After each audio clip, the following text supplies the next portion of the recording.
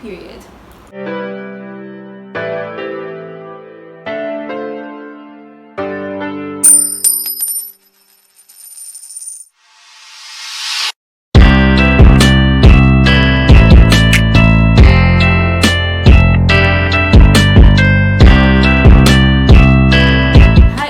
My name is MOONO tatenda. Welcome back to my channel. If you are new, welcome. If you're not new, welcome back, baby. Welcome. So you guys can do I'm not alone. I'm joined by Agatha. Hi guys, my name is Agatha Ebam and I'm from Nigeria and I'm Momo's friend and I am the sis. Yep, the Nigerian sis. Yep. So in today's video, we'll be talking about growing up Nigerian and Zambian. Baby, it's a new edition. Yes. So we'll get right into it. So the first thing we'll talk about is schools. How our schools different? How schools like in Nigeria and in Zambia? Let's get right into it. Okay, so schools. Okay, let me start from primary school. Yeah, primary school was chilled. I did 2 primary schools. I did Kevin's Hall and then I did Holy Family. Kevin's Hall was like, okay, it was basically nursery to primary 1, and then there was Holy Family where I did from primary 2 to primary 5.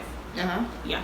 So Kevin's Hall was private school, just bougie school, like the school where they don't flog, the school where like it was just that kind of school. Okay, it was actually a new school, like it was just built then, so like we were like we started the school, you were the new ones. Exactly. Yeah. Okay. So Holy Family on the other hand, Holy Family had been there. I have older siblings, like older siblings, and then we all did Holy Family. So it's 1981.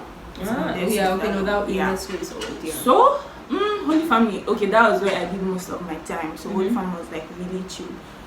I had a whole lot of friends. It was like my older brother was there when I just got in, or he was just leaving. Okay, one of them. So I knew people both from like the senior classes and then to my own class and all that. And then there you could like be rough, you could really play, and then the school compound was really big, and then we could fight. I used to fight. We used to fight. The ghetto guys. Okay, I'll give it to Agatha. I don't fight anymore now. No more streets. No more streets. He left the streets. Yes. Period. So okay, then like Holy Family was really fun, and then like there were really smart people there. Really smart. It's a missionary school. Yeah, it was a missionary school, and then like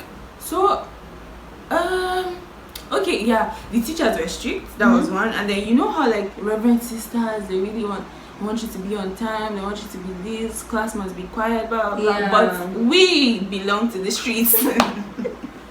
So we always get punishments and all that, and then obviously you have the teachers that you like, the teachers that actually do like students, and the ones that don't, the ones that like to flog you. There's some teachers who actually used to think that, do you just take your frustration from your house? To come and just because no, please. I had this Auntie Beatrice. Auntie Beatrice, okay, I don't. Auntie Beatrice.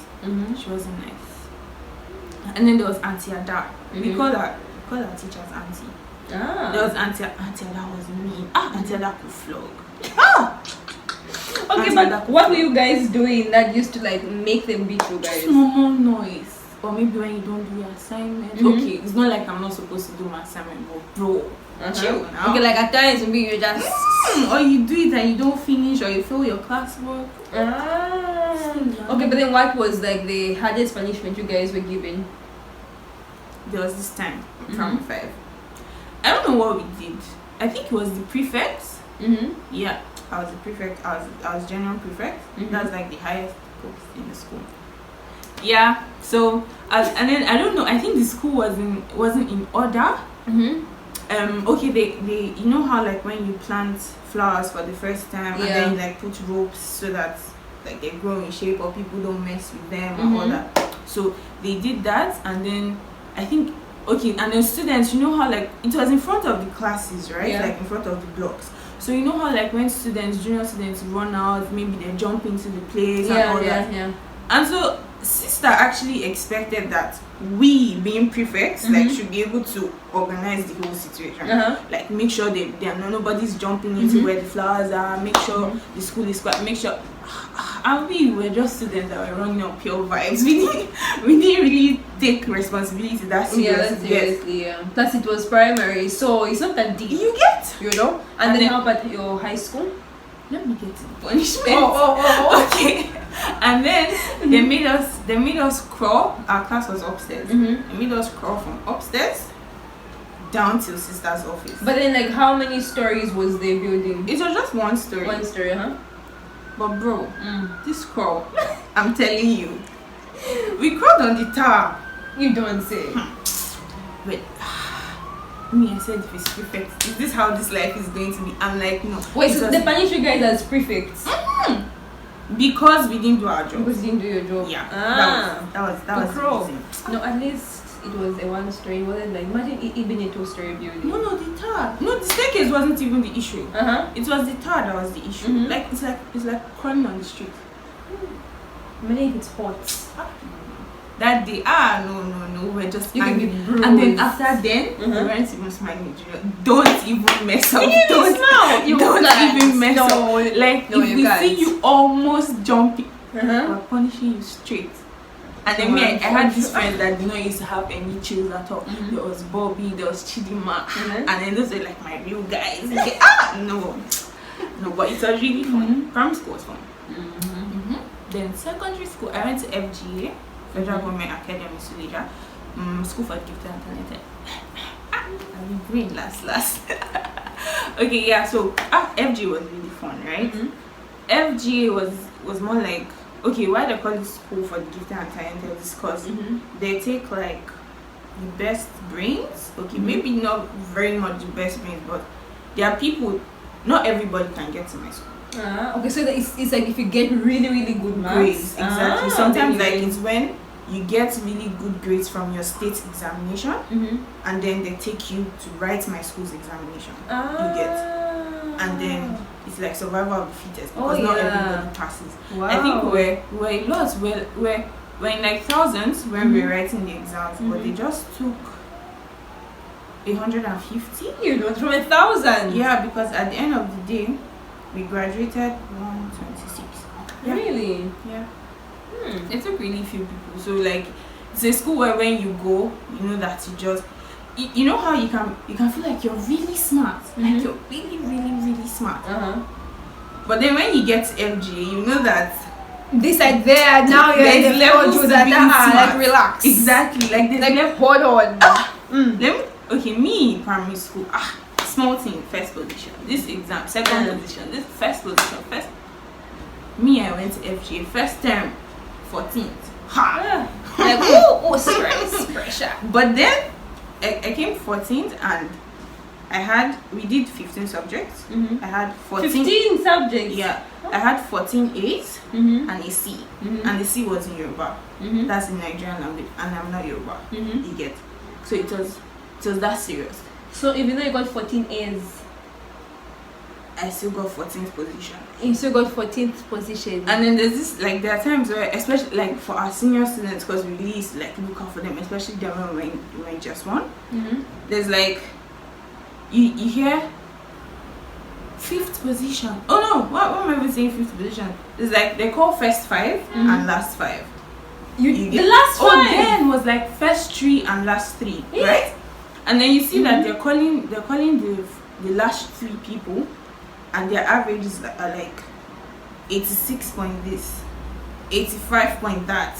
The last people in the class. It was that serious, guys. And then you hear the last is getting 80 something. Hey.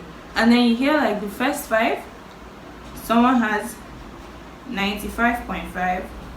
The other person has 95.4. The other person has 95.3. So it's like a point thing. It's like, a point thing, yeah. Nah. It was really like survival of the fittest. Exactly. Like you just get humbled. Like when you think that you're too smart, you just get really humbled. Does humble you. And then like it really helps us because at the end of the day, okay, we all know that we're smart, but every time you just have to try to be better than the other person, because this person is also trying to get better. So you just have to always be on your toes. You're always studying. So obviously you do not want to be the last 5. Yeah, you don't want to be among the last 5. So you just have to keep going. Yeah. So like for like academically, it was amazing, because like you just can't slack. You just have to like you just know that you have to keep going. Like I like the fact that FJ really like made us continually be on our toes. Yeah. And then like there was competitions.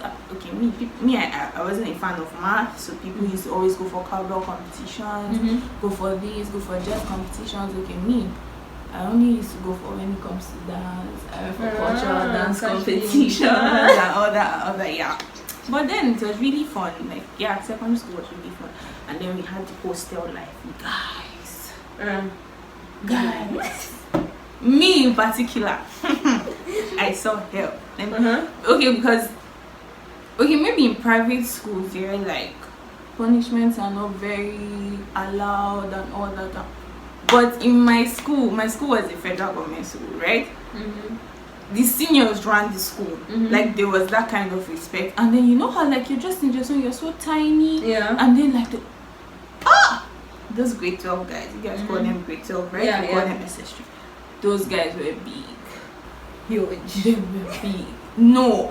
And then like there was so much respect plus fear, because like they literally ran the school. Teachers had their own business, but when it comes to students, that's a boarding school. Exactly. When it comes to students do their own thing. Wait, it was a mixed school. Yeah, it was a mixed boys school. and girls. Exactly. So, and then you know how like it was as serious as when maybe you're going for prep, and then prep is nice, obviously, and then you're going back to the hostel. Maybe you're flashing like you will not dare flashlights on your senior's face. You don't dare. Or what's up when they're talking to their boyfriends? You're finished. We are literally finished. For me. And then we had you can't, you know, okay, maybe when you go to talk shop and then like there's a lot of people and then you want to buy some. When your senior is there, bro, you have to chill.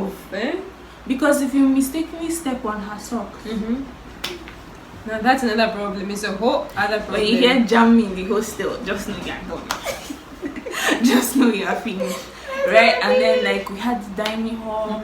Okay, like when we became seniors, school was like on 0. Well, when we were juniors, it was like on 100 for senior students. You get like there was that so much respect. Then by the way, guys were there. It was like you need to be flexible and all that. You know, and then like we now really had teachers, children in school, so everybody wants to bend the rules. Don't punish. Don't do this. Don't do. And then we're just like. So me now, I can suffer. But now, when I become the senior, you now want to really now calm down. But then when it was me, they won't tell junior students to write terrorist lists. Really? Like imagine, and then you can just do like a really small. Like I know I had this friend that I think there were this group of, it was visiting day, right? And then there was this group of students playing ball on a lawn. Obviously you're not supposed to be playing ball on a lawn, and it's a visiting day, you get. And then I think he seized their ball, and then like 2 days later, that was like a Saturday, and then on a Monday they tell them to write terrorist list. Obviously they are going to write his name on terrorist list, and that's how they wrote his name on terrorist, and it became a serious problem. But then how often were your visitation days? Every first Saturdays of every month. Okay. Yeah. Visiting days is to be chill. Like okay, like for you guys when you're in boarding school, like was there something like where there were foods you could carry and foods you wouldn't carry, or you could carry anything? Was there a limit like on the amount of foods you carry? Okay, this is how it was, right? When we were juniors, you could carry anything. Like you could carry provision. It's just that provisions were allowed. Whatever your provisions are, it's nobody's business. You get. But when we got to like, okay, they changed their principal. It became a woman, and then she was, I don't know, she was chilled sometimes, but she wasn't chilled. You get, it was in her time where the whole respect thing started to come down. You get, like junior students started to, you know, they started to run the school, because I said at a point it looked like the juniors were the ones running the school. Honestly, like that's where you could snitch, that's where you could do this, you could do that. So yeah, like at that time they started to tell us, oh no, you can only bring sachet milk, you can't bring tinned milk, you can only bring the one in the small sachets, you can't bring the refill, you can only bring 3 packs of cornflakes, you can't. And then they'll actually check these things when you come. You get? So it was really, it was annoying. But like for visiting days, nobody's come check your bag. Also, they couldn't come and check like maybe during classes, like after maybe a week has passed.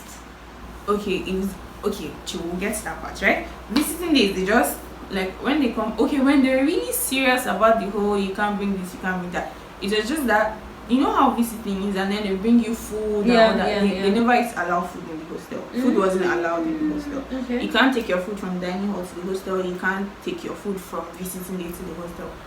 But because, but then, okay. Yeah, like you're just supposed to eat with your parents. If you're going to bring your friends, eat fine, eat with your parents, but don't take it to the hostel. So they couldn't like maybe like refill your things like in your trunk, maybe like refill like bring you things like cornflakes. No, you can bring your cornflakes, you can bring your provisions, but not the cooked food. But then who will check like the door of the dormitory when you're entering? That's the thing. At the point they started to check, like at the point before, it really didn't used to be a big deal, but sometimes like the matrons will have to come and sit down, check, blah blah. But it's us.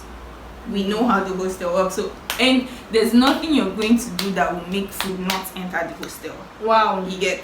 So it was just always there. Me, all the times they came for me, I always took my food to the hostel, regardless of anything. Highest, we'll just hide it somewhere. Yeah. When they are done checking, we take it back inside or get all those kind of things. Yeah. Wow.